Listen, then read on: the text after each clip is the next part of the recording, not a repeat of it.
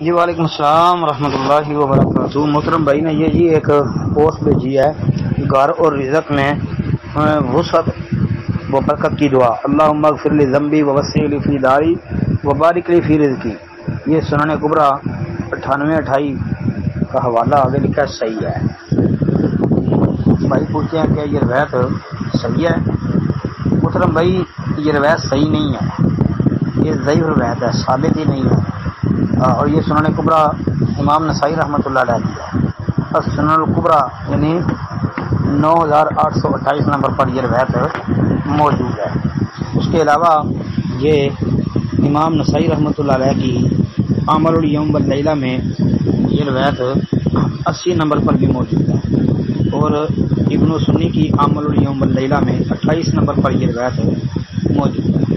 مسند احمد میں جلد 5 صفحہ 367 پر یہ روایت موجود ہے۔ ایسے ہی طبرانی صغیر کے اندر یہ روایت جلد 2 صفحہ 91 پر بھی موجود ہے۔ پھر امام طبرانی کی کتاب الدعا میں 656 نمبر پر یہ روایت موجود ہے۔ حافظ ابن حجر اسقلانی رحمۃ اللہ علیہ نے جو ہے نتائج الافکار میں جلد 1 صفحہ 262 پر لکھا ہے کہ یہ یعنی کلہم من حدیث ابی موسیٰ الاشعری ہے، یعنی یہ ابو موسیٰ اشعری سے ہی ہر جگہ پہ حدیث موجود ہے۔ کلہم ابو موسیٰ اشعری کی حدیث ہے یہ۔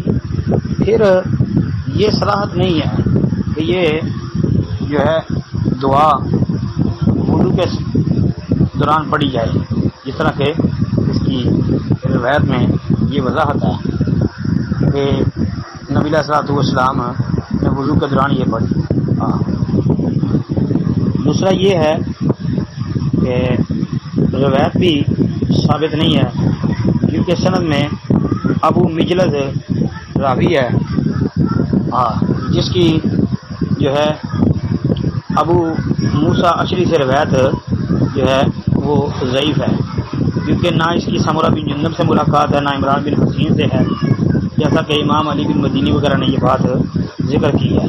اور ابو موسیٰ سے کیسے ہو سکتی ہے؟ یہ تو بعد میں ہے، کہا کہ ابو موسیٰ سے بھی اس کی روایت جو ہے وہ نہیں ہے، لہذا جی یہ روایت سند کے اعتبار سے ضعیف ہی ہے۔ السلام علیکم ورحمۃ اللہ وبرکاتہ۔